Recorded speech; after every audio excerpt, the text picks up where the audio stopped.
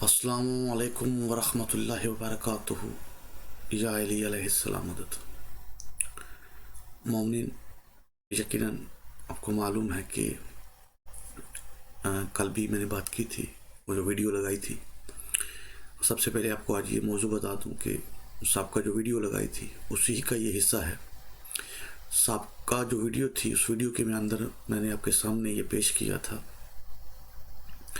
कि ग़ैबत सग़रा और ग़ैबत कुबरा में लोगों का इमाम कायम आले मोहम्मद अलैहिस्सलाम के साथ कैसे रब्ता था। उस पर मैंने फिर आपके सामने पेश किया था कि असूली उलमा जो हैं वो कुछ ख़त इमाम अलैहिस्सलाम के ऐसे हैं जिसमें वो कहते हैं कि इनमें तारीफ़ हुई है। उसकी मिसाल भी मैंने आपको इसहाक़ बिन यकूब कुलानी वाली पेश की थी कि ये असूली उलमा कहते हैं कि इसके अंदर तारीफ़ हुई है। और अखबारी उलमा के बारे में मैंने आपको बताया था कि जो अली बिन समरी वाली तोकी है, जो आखिरी तोकी इमाम अलैहिस्सलाम ने अली बिन समरी के नाम छोड़ी, अखबारी कहते हैं कि इसके अंदर तारीफ़ है। तो यानी कि मैंने आपको बताया था कि दोनों के यहाँ, यानी कि एक जो कहता है कि इस तोकी के अंदर तारीफ़ हुई है, दूसरा कहता है इस तोकी के अंदर तारीफ़ हुई है। तो आज जो है मैं ग़ैबत कुबरा, वो ग़ैबत सग़रा की बात थी, आज जो है ग़ैबत कुबरा में, यानी कि मौजू आज ये है कि वो चार ख़त जिनके बारे में असूली उलमा ने अपनी किताबों के अंदर लिखा हुआ है कि चार ख़त जो शेख मुफीद के नाम इमाम अलैहिस्सलाम की तरफ से पहुँचे, उनमें से दो ख़त तो हमारे पास मौजूद हैं जो इंशाल्लाह आगे चल के मैं आपके सामने पेश करूँगा, दोनों ख़त, और दो ख़त जो है हमारे पास मौजूद नहीं है, मालूम नहीं वो कहाँ चले गए। अब बात करनी है जिस मौजू के लिए हम आए हैं, वो ये है कि मुझे नहीं पता, ना मैं ये हक़ रखता हूँ कि मैं फ़ैसला करूँ कि ये ख़त जो हैं ये वाक़तन इमाम अलैहिस्सलाम के हैं या नहीं। मैं ये ख़त जो है आपके सामने पेश करता हूँ, और ये ख़त जो है याद रखना है हमने, ये ग़ैबत कुबरा के दौर का है, यानी कि उस वक़्त नायबीन वाला सिलसिला भी ख़त्म हो गया था।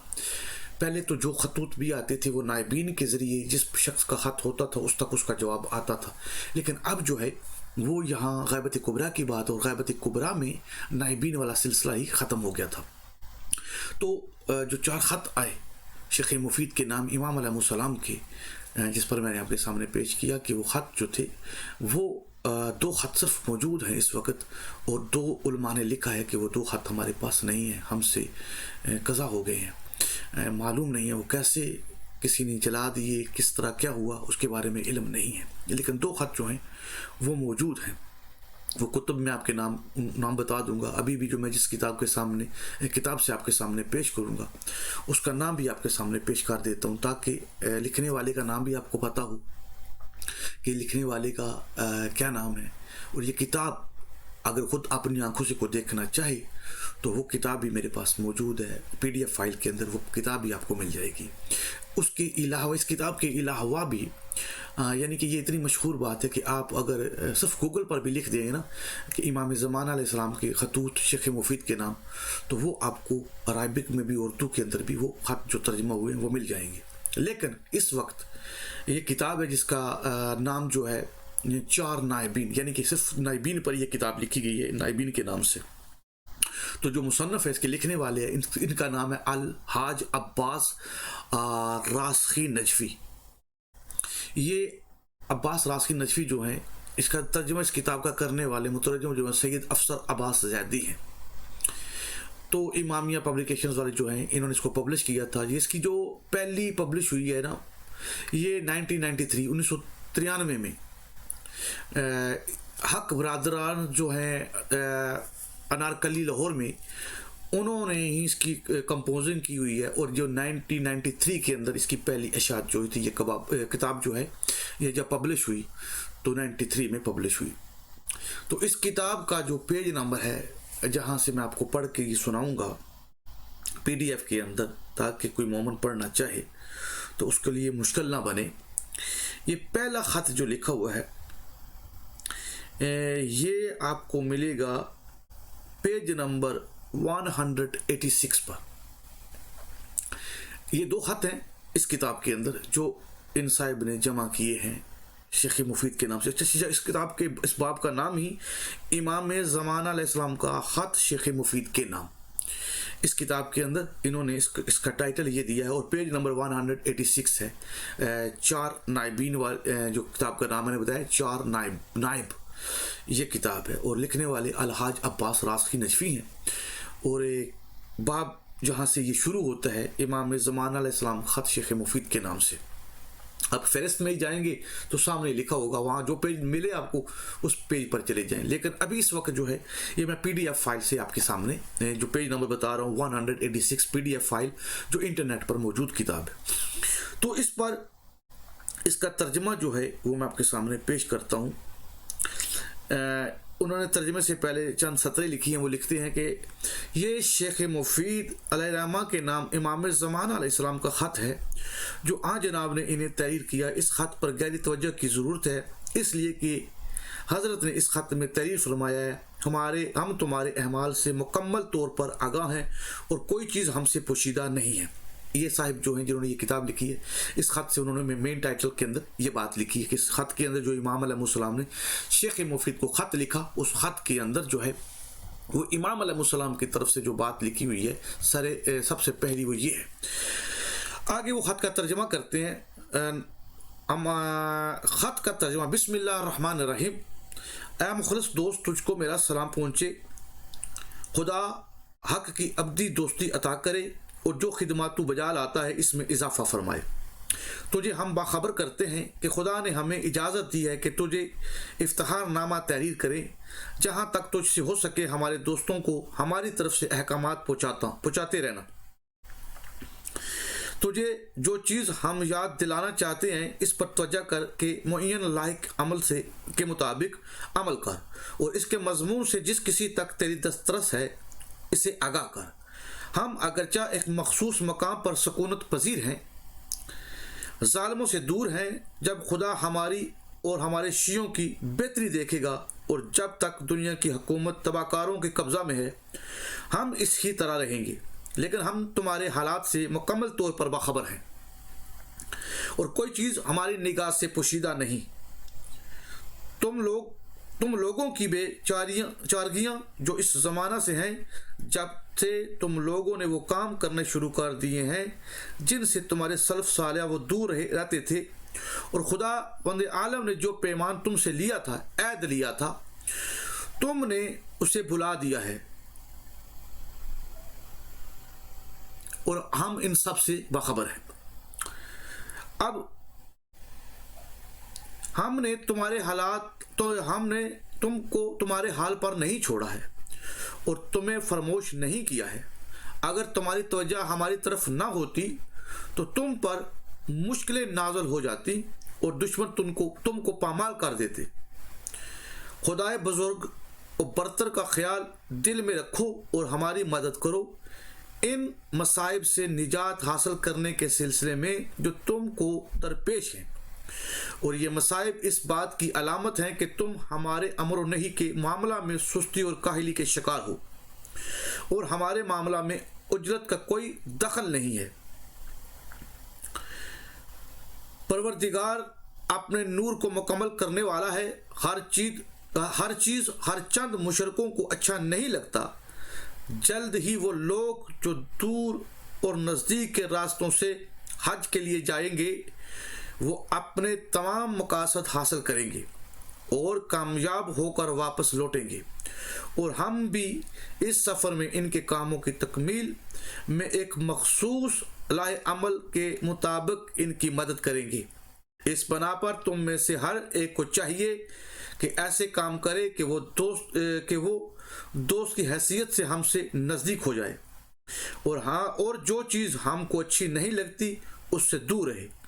اس لیے کہ ہمارے ظہور کا حکم یک لخت اور بغیر کسی تمغید کی ہوگا.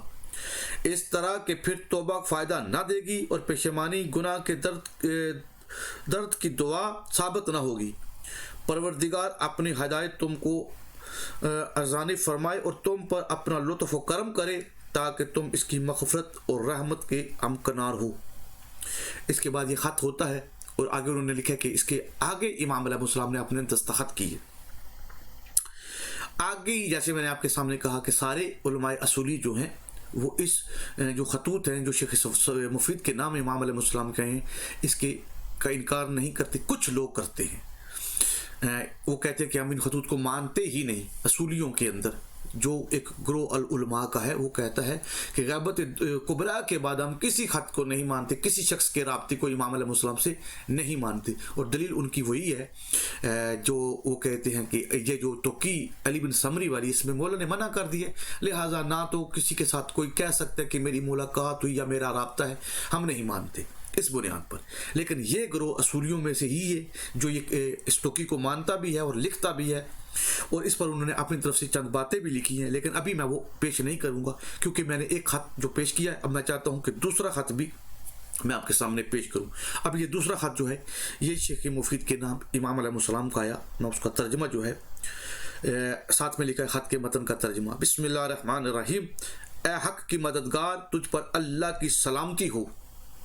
या वो शख्स जो सच्ची और पुरअज़म मतानत गुफ्तगू से लोगों को हक की तरफ बुलाता है। हम तेरे बारे में खुदाए वहदहू ला शरीक का शुक्र अदा करते हैं और इससे हमारे सैयद व आका मौला खातमुल नबीयीन के लिए तरसील रहमत मजीद के तलबगार हैं। हमने तेरी मनाजात सुनी परवरदिगार, इस वसीला की बदौलत जो हक ने तुझे मरहमत फरमाया है तेरी निगहदाश्त करे और तुझे दुश्मनों के मकाइद से महफूज रखे। हम तुझे ये ख़त अपनी मख्फी रिहाइशगाह से लिख रहे हैं जो पहाड़ की बुलंदी पर है और जहां हम हाल ही में मजबूरन अपनी पहली क़यामगाह से आए हैं जो जंगल में सीधी तरफ वाक़या है। अलबत्ता इस जगह से भी जल्द ही नकल मकानी करके एक सैरा में चले जाएंगे और तुझे इसकी इतला देंगे और तुझे ऐसे ज़रूरी अहकाम देंगे जो तेरे लिए हमारी नज़दीकी का सबब बनेंगे। खुदा तुझ पर अपनी रहमत का साया रखे, तेरी हिफाजत करे ताकि तू इस काबिल हो सके कि इस जुल्म और सितम के मुकाबला में जो लोगों का खून बहाता है मुनहरिफीन को इनके कामों से बाज रखे और इसके नतीजा में मोमिनीन खुश हों और हद से तजावज़ करने वाले गमज़दा हों। इस फितना और मुसीबत में हमारी तारीख का निशान मौजूद है और वो इस रोदात से अबारत है जो खाना कहबा में ज़ाहिर होगी। पलीद मुनाफिकों में से एक बदबख्त बेगुनाहों का खून बहाएगा और मोमिनीन को अजियत देगा, लेकिन इसके बावजूद वो अपने मकसद में कामयाब नहीं होगा और इन जालिमों को जो इसके जहन में परवरिश पा रहे हैं अमली शक्ल ना दे सकेगा। इसके लिए कि हम मोमिनों को अपनी इन दुआओं से जो हतमी तौर पर मुस्तजाब होती हैं और कभी रद्द नहीं होती निगहदाश्त करते हैं। इस बना पर हमारे दोस्तों के दिलों को मुतमईन होना चाहिए। हर चंद मुश्किलात और सख्तियाँ इनको घेर लें, आखिरकार वो नेकी और खैर जो खुदावंद आलम के पास है वो इन तक इंशाअल्लाह पहुँच कर रहेगी। तावक्त के वो गुनाहों से परहेज़ करें, इनके काम का अंजाम हमेशा काबिल तारीफ ही होगा। ऐ हमारे वो मुखलस दोस्त जो जालिमों और सितमगरों से जंग आजमा है, खुदावंद आलम जैसा कि इसने हमारे पहले दोस्त की तायद फरमाई है तेरी भी तायद करे। तेरे वो भाई जो तकवा इख्तियार करें वो जिस हालत में हैं खुदा करे वो इसी तबाही लाने वाले फितना अशोब से सही सलामत निकल आएँ और जालिमों के जुल्म से अमान में रहें। और वो शख्स जो इनसे मुंसलिक नहीं रहता जिससे मुंसलिक रहने का खुदावंद आलम ने हुक्म दिया है वो अपने आगाज़ व अंजाम दोनों के लिए नुकसान का बाइस होगा। अगर हमारे पैरोकार जिन्हें खुदावंद आलम ने इताअत की तौफीक दी है और हमारे लिए जिनके दिलों में अकीदत मौजूद है अगर इस अहद व पैमान के पाबंद रहें जो इन्होंने हमसे किया है वो हमारे दीदार से महरूम नहीं रहेंगे और वो हमारे दीदार की सआदत से जल्द बहरयाब होंगे। ये दीदार और ये ज़ियारत मार्फत की बना पर होगा और हमारे दोस्तों को की जो अच्छी और बुरी खबरें हम तक पहुँचती हैं इनमें से कोई चीज़ हमें नहीं रोकती। खुदावंद आलम हमारा दोस्त और मददगार है, वो हमारे लिए काफ़ी है, वो हमारा बेहतरीन वकील है। سید و سردار بشیر و نذیر محمد و آل محمد علیہ السلام پر اس کا درود و سلام ہو اور وہ ہمیں محفوظ رکھے۔ تو مومنین، یہ وہ دو خط جو مومنین علماء کے پاس موجود ہیں، یہ میں نے آپ کے سامنے پڑھ کے سنائی۔ وہ دو خط جن کا ذکر 4 خطوط کا ملتا ہے، لیکن 2 ہم کو معلوم نہیں کہاں چلے گئے۔ تو مومنین، یہ 2 خط جو ہیں یقیناً یہ بغیر، آپ جانتے میں پہلے بھی بیان کر چکا ہوں، یہ کسی جو ظاہری 4 نائبین تھے اس وقت تو نائبین تھے ہی نہیں کہ ان میں سے کسی کے ذریعے یہ خط شیخ مفید کو ملتے ہوں، تو نہیں، اس وقت نیابت ختم ہو چکی تھی اور ایک شخص تھا جس کے ذریعے یہ خط شیخ مفید تک پہنچے۔ اب اس کا ذکر نائبین میں پہلے نہیں ہے، میری یہ بحث نہیں، لیکن میں صرف اور صرف یہ یہاں نقطہ آپ کے سامنے پیش کرنے جا رہا ہوں کہ یہ خط جو لے کے آنے والا اور شیخ مفید تک پہنچانے والا ہے، یہ ان 4 نائبین کے علاوہ ہے۔ اور جیسا کہ میں پہلے ویڈیو بھی بنا چکا ہوں کہ کچھ لوگوں کا تعلق، رابطہ ہمیشہ سے امام قائم علیہ محمد علیہ السلام کے ساتھ تھا، ہے اور رہے گا۔ تو یہ اس ہی کی دلیل ہے، انہی لوگوں میں سے جو امام علیہ السلام کے خواص ہیں، ان میں سے مولا نے اپنے کسی خاص کے ذریعے وہ خط بھیجا۔ اب میں اس پر فیصلہ نہیں کروں گا، اگر یہ خط امام علیہ السلام کا ہے تو یہ تو ثابت شدہ ہے کہ وہی ان لوگوں میں سے کوئی لانے والا ہے۔ اور دوسری بات، اس ہی خط کے اندر ایک اور چیز آپ کو ملتی ہے جو میں نے آپ کے سامنے ابھی پیش کی اختتام پر، وہ میں دوبارہ آپ کے سامنے پیش کر دیتا ہوں، اور تمام مومنین سے گزارش ہے، پہلے بھی ویڈیو لگائی ہوئی ہے، اس کو بھی حوالوں کے ساتھ، اس خط کو بھی اس حوالے کے ساتھ اٹیچ کر لینا، مزید میں اور جہاں جہاں پر بھی وہ حوالے ملتے جائیں گے ساتھ ساتھ وہ اس ایک فائل میں رکھ لیں، تاکہ کل آپ کو ضرورت پڑے تو وہ ایک ہی فولڈر سے وہ نکال کے، ایک ہی پیج سے وہ نکال کے وہ تمام حوالے آپ کسی کے سامنے پیش کر سکیں۔ تو یہاں امام علیہ السلام نے فرمایا، اگر ہمارے پیروکار، یہ بڑا ہی قابل غور بات ہے جو امام علیہ السلام خط کے ذریعے شیخ مفید کو کہہ رہے ہیں، اگر ہمارے پیروکار جنہیں خداوند عالم نے اطاعت کی توفیق دی ہے اور ہمارے لیے جن کے دلوں میں عقیدت موجود ہے، اگر اس عہد و پیمان کے پابند رہیں جو انہوں نے ہم سے کیا ہے، وہ ہمارے دیدار سے محروم نہیں رہیں گے، وہ ہمارے دیدار کی سعادت سے جلد بہریاب ہوں گے۔ یہ دیدار اور یہ زیارت معرفت کی بنا پر ہے۔ مومنین، جیسا کہ پہلے بھی بار یہ کہہ چکا ہوں کہ ائمہ معصومین علیہ السلام نے فرمایا، جو شخص بھی اپنے امام کی معرفت کے بغیر مر گیا وہ کفر اور جہالت کی موت مرا۔ تو یہاں پر بھی امام علیہ السلام نے اپنی زیارت کی جو شرط رکھی ہے وہ معرفت رکھی ہے، معرفت ہوگی تو مولا نے فرمایا، اور وہ عہد و پیمان جو کیے ہوئے ہیں ہمارے ساتھ ان کو پورا کرو گے تو میں وعدہ کرتا ہوں کہ تم میری زیارت کر لو گے۔ اب مولا نے یہ نہیں فرمایا کہ میں ظہور کر جاؤں گا، بلکہ مولا نے فرمایا معرفت پر میری زیارت ہے۔ تو مومنین، اس خط کے اندر 2 چیزیں سابقہ گفتگو کے ساتھ ریلیٹڈ ہیں، وہ بھی میں نے آپ کے سامنے نشان لگا دیا۔ ایک یہ کہ مولا نے زیارت کے لحاظ سے جو بات کی، ایک وہ خط لے کے آنے والا۔ تو مومنین، یہ ساری چیزیں جو ہیں یقیناً کتب کے اندر موجود ہیں، اور میں نے سابقہ ویڈیو کے اندر بات کی تھی کہ دیکھیں، شیخ مفید کے استاد ہیں شیخ صدوق۔ شیخ صدوق کا کوئی ایسا،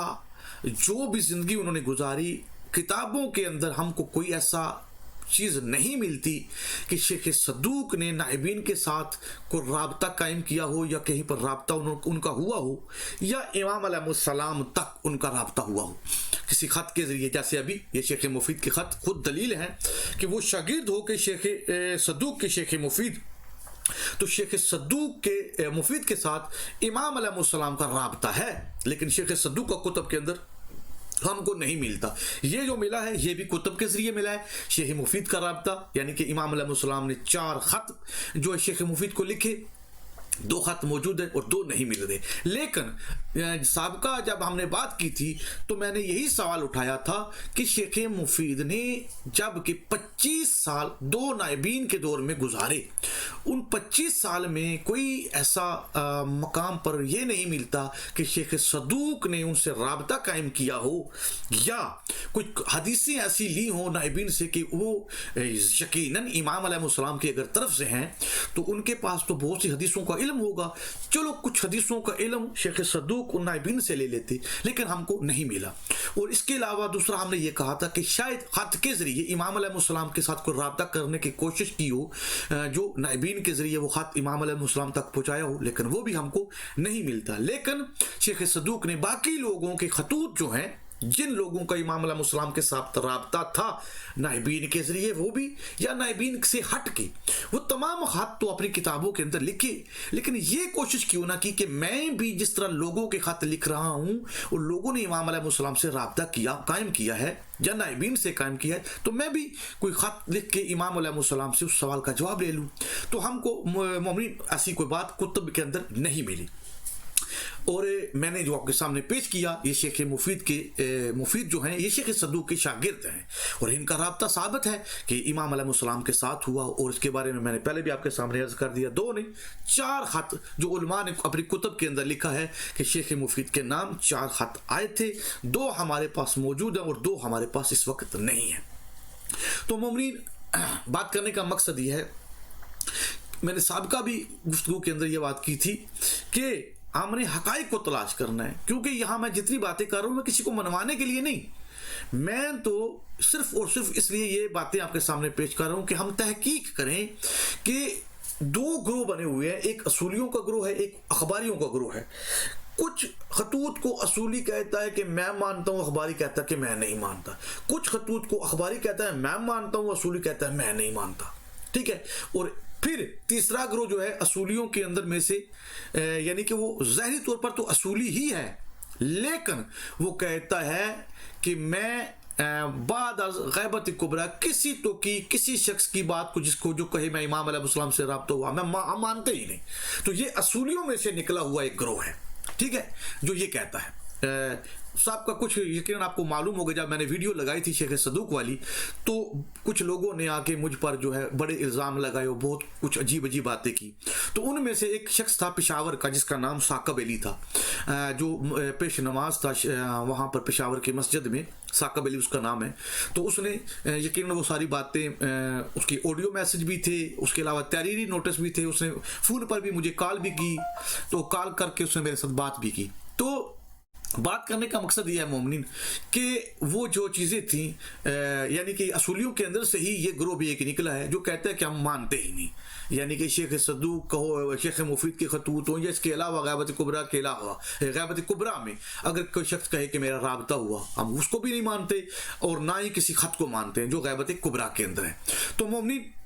یہ ساری باتیں کرنے کا مقصد یہ ہے کہ یہ اب 3 گروہ ہو گئے ہیں، یعنی کہ ایک طرف اصولیوں میں سے پھر ایک اور گروہ، ایک طرف اخباری، ٹھیک ہے۔ وہ کہتے ہیں کہ اس کی میں نے مثال آپ کو پہلے پیش کر چکا ہوں،